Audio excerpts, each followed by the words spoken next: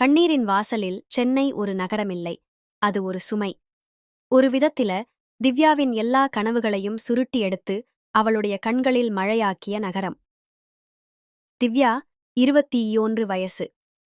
பட்டுப்போன சுருள்முடி, பழக்கமாகிப் போன சிரிப்புடன் ஒரு காலம் அவள் உயிரும் கனவும் வைத்தியப்பூர் கலைக்கல்லூரி, பிஏ லிட்டரேச்சர்ல முதலாண்டு.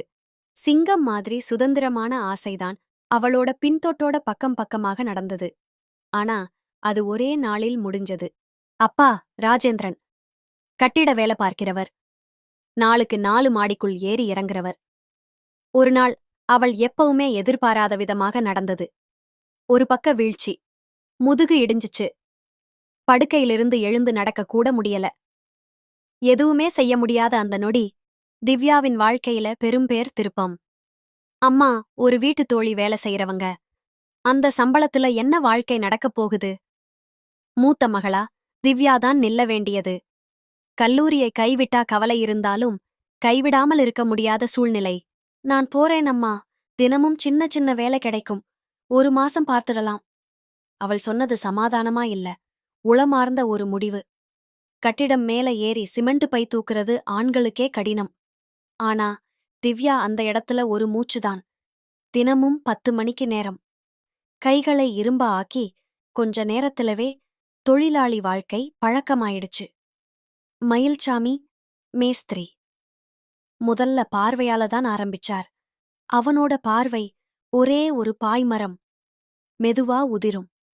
ஒவ்வொரு நாளும் ஒரு சின்ன இடைச்சுளுக்கு மாறுறது. தலையில சுமச்சு வரும்போது மேல பாரு, சின்ன நிதானமா நடந்துட்டு வா. அவன் சொல்றது ஒரு சலிப்பில்லா அக்கறை மாதிரியே இருந்தது. ஆனா ஒரு நாள் அவன் விரல்களும் கதையில் கலந்துகிட்டது. அவளோ தட்டிப் பேசக்கூட முடியாத சூழ்நிலை. அப்பா ஆஸ்பத்திரிக்கு போறதற்கும் மருந்துகளுக்காகத்தும் பணம் தேவை. அவன் ஒரு நாளைக்கு கூடவே வந்துவிட்டு போனதுக்கு அவளுடைய மௌனம்தான் பதில். திவ்யா நச்சருக்கான கண்ணோட்டமோடு ஒரு நாள் சொன்னாள், நான் பொறுத்துக்கிட்டேன், ஆனா பொறுக்கலை. ஆனா அதற்குள் அவள் கால் நரம்புகள் மரத்துச் செத்தது. உயிரோடு இருந்தாலும் மனசு மரணமடைந்த மாதிரி ஒரு நிலை. இரவில் அவள் ஒழுங்கா தூங்க முடியாம இரவு 2-3 மணிக்கு விழிக்க ஆரம்பிச்சாள். வாசலில் நிழல் போல மயில்சாமியின் பரிதாபம் வந்துவிட்டது. ஒரு பக்கம் அவளுக்கு உலர்ந்த மனமோரம், மறுபக்கம் அவளோட கண்ணீர் கடல். ஒரு இரவில் அந்த இடத்துல நடந்ததெல்லாம் தன்னையே வெளிநோக்கி பார்த்த மாதிரி புலப்படிச்சு. நான் என் காலத்தையும் விட்டுட்டேன், அவள் மனசுக்குள்ளே சொன்ன வார்த்தை. அவள் கண்ணாடியில பார்த்த பொழுது அந்த முகம் அவளுடையது இல்ல. ஒரு பெண்ணின் முகம், விலைக்கு விலை கொடுத்து அடிமையான முகம். ஆனா அந்த முகத்துக்குள்ளேயே ஒரு புது ரேகை இருந்தது. விழி, திவ்யாவின் விழி. விடியற்காலையில அவள் மீண்டும் வேலைக்குப் போனாள். ஆனா இந்த முறை சுமையை சுமக்க மாட்டேன் என்று முடிவு செய்தவள். அவளது பயணம் இன்னும் முடிக்கப்படவில்லை. இது ஒரு பயணம் மட்டுமல்ல, ஒரு பெண்ணின் உளச்சுழற்சி. அவள் மீண்டும் எழும் கதை. எழுச்சி என்னும் நெருப்பு மழைக்காலம். சென்னையின் சாலை ஓரங்கள் மஞ்சள் பசுங்கழி நீரோடு நிரம்பியிருந்தது. கட்டிட மேலே நீர் வடிகட்டத் தெரியாத மாடியில் திவ்யா எப்போதையதை விட அமைதியாயிருந்தாள். அவள் மனம் மட்டும்தான் பொங்கி கியாந்தளிக்குது. மயில்சாமி அந்த நாளிரவு மற்ற வேலைக்காரர்களெல்லாம் போன பிறகும் இருந்து போனான். ஒரு வாய்ப்பு கொடு, ஏதாவது ஒரு அன்பு மாதிரி. அவன் புனைந்த வார்த்தைகள் திவ்யாவுக்கு கேள்வியாவே தோன்றவில்லை. அன்பா இது? அன்பு ஒரு விலையா? அந்த கணமே அவள் முடிவெடுத்தாள். முதல்ல என் கண்ணை நிமிர வச்சுக்கணும் என்று. அந்த இரவுதான் திவ்யா முதலா தன்னையே முழுமையா பார்த்தாள். கண்ணாடிக்கு முன்னாலே நிற்பவள் யார்னு தெரிஞ்சது. ஒரு சுமை தாங்கும் பெண் அல்ல, ஒரு சுடரான தீப்பொறி. அடுத்த நாள் திவ்யா பையோட சிமெண்ட் இல்ல, அவளோட கையில ஒரு பேப்பர், ஒரு ரெஸ்யூம். நீ இங்க வேலை பார்க்கிறதுக்கே பெருசா நினைச்ச, ஆனா இப்போ நான் பிழைக்கவே மாட்டேன், ஜீவிக்கிறேன். திவ்யா மயில்சாமியை நேராக பார்த்து சொன்னாள். அவனது கண்களில் ஆச்சரியமில்லை, அச்சம்தான். அவள் கால்கள் கட்டிடம் விட்டு வெளியே நடந்தபோது மழை அவளைத் தொட்டது. அந்தத் துளிகள், உடல் மேல் விழும் ஒவ்வொரு சிறு துளியுமே ஒரு ஆசுவாசம். சற்று தூரத்தில் ஒரு சிறு நூலகம். வழியில்லையென்றே முடிவெடுத்த இடத்திலேயே ஒரு புதிய வழி பிறக்கிறது என்று மனசுக்குள் யோசித்தாள்.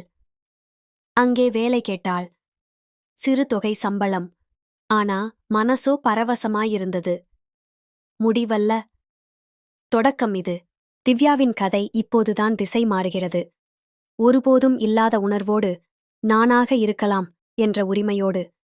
காயங்களை மறக்க முடியாது, ஆனால் அவைதான் இந்த பெண்ணை இருளின் வழியாக ஒளிக்குள் நடக்க வைத்தது. சென்னை மழைக்குப் பிறகு வாடிய மரங்களும் சாலையோர தடங்கள் நனைந்த மண்ணின் வாசனையோடும் காலை நேரம் ஓரளவு அமைதியாக இருந்தது. திவ்யா இப்போது ஒரு புது வாழ்க்கையில், ஒரு சிறிய நூலகத்தில் வேலை. மெதுவாக புத்தகங்களை அட்டைப்படப்படி ஒழுங்குபடுத்துகிறாள். சில நேரங்களில் குழந்தைகளுக்காக கதைகள் வாசிக்கிறாள். அவள் குரலில் இன்னும் பசுமை இருக்கிறது. ஆனால் இப்போது அது ஒரு வலி செறிந்த சத்தம். அவளின் கண்களில் ஒரு வகையான நிர்பந்தமில்லாத அமைதி தெரிந்தது.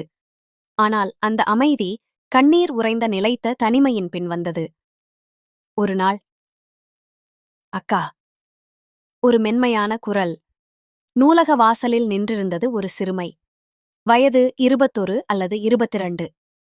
பள்ளி யூனிஃபார்ம் மாதிரி சட்டை, ஆனால் காலணியில்லாத காலை. கூந்தல் சுருள் சுருளாய் விழுந்து கண்களில். திவ்யா அவளை நோக்கிச் சென்றாள். ஏண்டா கண்ணு, எதுக்குடா கண்ணீரா? மௌனம். அந்த மூச்சில் ஒரு பழைய பிணைப்பு இருந்தது. திவ்யாவுக்கு ஞாபகம் வந்தது. சில வருடங்களுக்கு முன் இவளே இப்படித்தான் நின்றிருந்தாள். ஏமாற்றங்களுடன், வார்த்தையில்லை, 1000 கதைகளோடு. அந்தச் சிறுமி ரேவதி. அந்த பையன், 2 பேரும் பேசிக்கிட்டே இருந்தோம், நம்பினேன். ஆனால் திவ்யா எந்த விசாரணையும் இல்லாமல் மெதுவாக ஒரு கைப்பிடி போல ரேவதியின் தோளில் கை வைத்தாள். வயதுக்கு வர்ற பெண்களுக்கு தாங்க முடியாதது 2 இருக்குது. நம்பிக்கையை நாசமாய்ப் போக வைக்கும் ஒரு தீ. நம்ம குரலையே மூடியிருக்கும் கண்ணீர். ரேவதி கண்ணை மூடினாள். மெதுவாய் நடுங்கினாள். திவ்யா ரேவதிக்கு ஒரு வெறுமை இல்லை என்பதை உணர்த்தினாள். ஒரு பெண்ணின் அழுகையில் இன்னொரு பெண்ணின் அமைதி உண்டு. அந்த அமைதிதான் திவ்யாவின் புது வாழ்க்கையின் முகவரி. திவ்யா புத்தகங்களை மட்டும் படிக்கவில்லை. அவள் வாழும் ஒவ்வொரு நாளும் ஒரு புதிய மனம் தாங்கும் இடமாக மாறுகிறது. ஏனென்றால் அவளுக்குத் தெரியும், விழிகள் மட்டும் உண்மைய சொல்றது.